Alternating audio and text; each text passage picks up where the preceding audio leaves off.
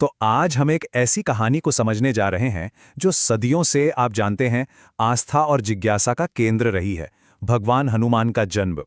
ये सिर्फ एक कहानी नहीं है, ये एक दिव्य पहेली है। देखिए, हम सब उन्हें शक्ति, ज्ञान, भक्ति और विजय के प्रतीक के तौर पर तो जानते ही हैं।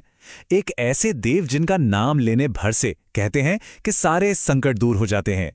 लेकिन क्या हो अगर कोई कहे कि इस महानायक के एक नहीं बल्कि तीन तीन पिता थे? हाँ, सुनने में थोड़ा अजीब लगता है ना।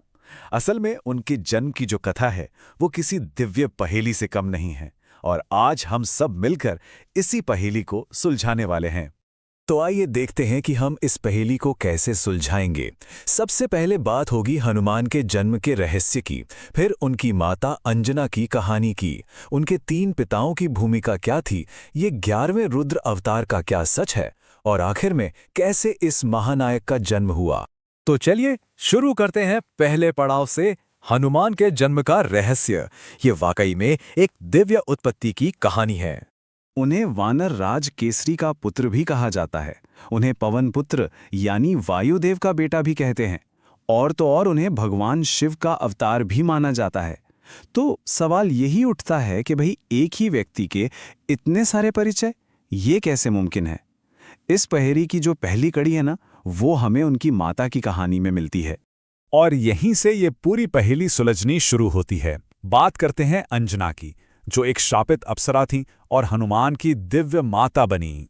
अब कहानी में जो सबसे दिलचस्प मोड़ है वो ये है कि अंजना हमेशा से वानरी नहीं थी। वो तो स्वर्ग में पुंजकस्थला नाम की एक बहुत ही सुंदर अप्सरा थी। पर हुआ ये कि एक दिन उन्होंने खेल खेल में अपनी चंचलता में एक वानर का रूप धर लिया और तपस्या कर रहे एक ऋषि को परेशान कर दिया। अब ऋषि तो क्रोधित हो गए और उन्होंने श्राप दे दिया कि उन्हें पृथ्वी पर एक वानरी के रूप में जन्म लेना होगा। जब पुंजकस्थला ने माफी मांगी तो ऋषि ने कहा कि देखो, इस श्राप से मुक्ति तो तभी मिलेगी जब वो भगवान शिव के अंश को जन्म देंगी। तो पृथ्वी पर अंजना का विवाह वानरों के एक बहुत पराक्रमी राजा केसरी से हुआ, पर उन्हें कोई संतान नहीं थी। तो संतान सुख पाने के लिए दोनों ने मिलकर भगवान शिव की बहुत ही कठोर आराधना शुरू कर दी, और उनकी यही तपस्या उस दिव्य घटना का आधार बनी जिसे आज हम हनुमान जन्म के रूप में जानते हैं।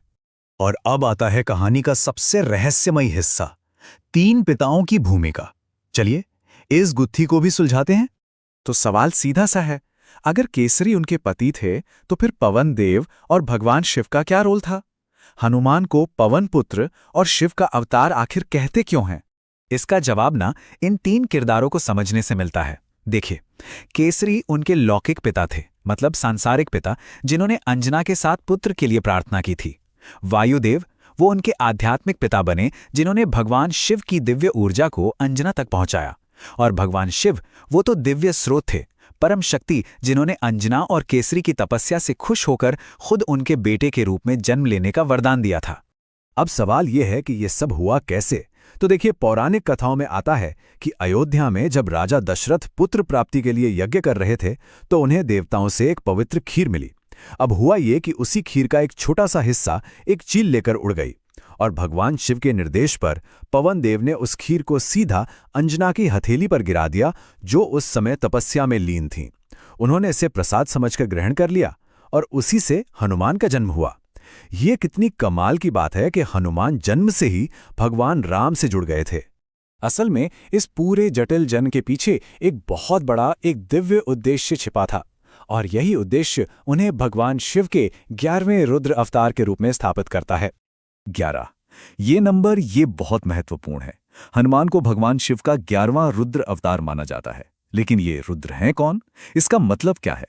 तो रुद्र भगवान शिव का ही एक बहुत शक्तिशाली और उग्र रूप हैं। वो संहार भी कर सकते हैं और कल्याण भी। शिव के कुल 11 रुद्र माने गए हैं, जो कहते हैं कि ब्रह्मांड का संतुलन बनाए रखते हैं।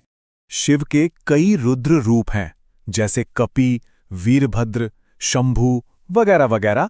लेकिन हनुमान को 11वां रुद्र खास तौर पर इसलिए कहा जाता है क्योंकि उनका अवतार एक बहुत ही विशेष मकसद से हुआ था, और वो मकसद था अधर्म का नाश करने के लिए पृथ्वी पर आए भगवान विष्णु के राम अवतार की सेवा करना, उनकी सहायता करना।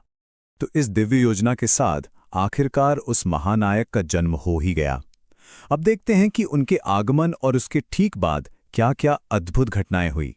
जन्म के कुछ समय बाद ही एक सुबह बाल हनुमान को लगा कि उगता हुआ सूरज कोई मीठा फल है और बस उसे खाने के लिए वो आकाश में उड़ चले।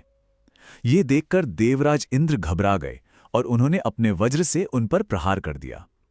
वज्र सीधा उनकी ठोड़ी यानी हनु पर लगा और वो बेहोश हो गए।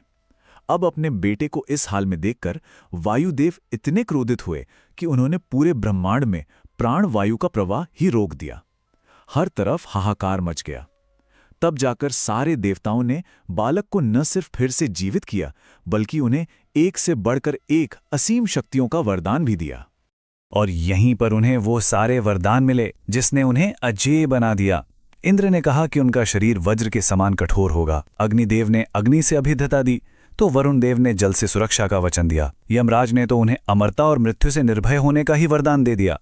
ब्रह्मा जी से इच्छानुसार रूप बदलने की शक्ति मिली और सूर्यदेव ने उन्हें सर्वोच्च ज्ञान और बुद्धि दी। और इन्हीं घटनाओं से उन्हें अपने दो सबसे प्रसिद्ध नाम मिले। ठोड़ी यानी हनु पर चोट लगने की वजह से वो कहलाए हनुमान, और इंद्र के वज्र जैसे कठोर अंग यानी शरीर होने के कारण वो कहलाए बजरंग बली, जिसका मतलब है वो जिसके अंग वज्र के समान शक्तिशाली हों। लेकिन इतनी सारी शक्तियों के साथ बचपन की शरारतें भी थी। वो अपनी चंचलता में ऋषियों को बहुत परेशान करते थे। तो तंग आकर ऋषियों ने उन्हें एक छोटा सा श्राप दिया कि वो अपनी ही असीम शक्तियों को भूल जाएंगे तब तक जब तक कोई उन्हें उनकी याद ना दिलाए।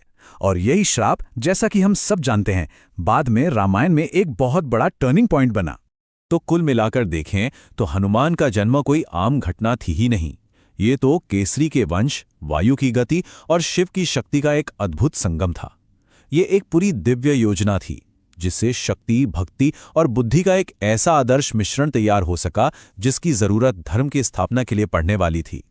और ये बात हमें एक गहरी सोच में डाल देती है कि जब किसी नायक की उत्पत्ति एक अकेली कहानी ना हो बल्कि कई दिव्य योजनाओं का एक संगम हो तो इसका क्या मतलब निकलता है।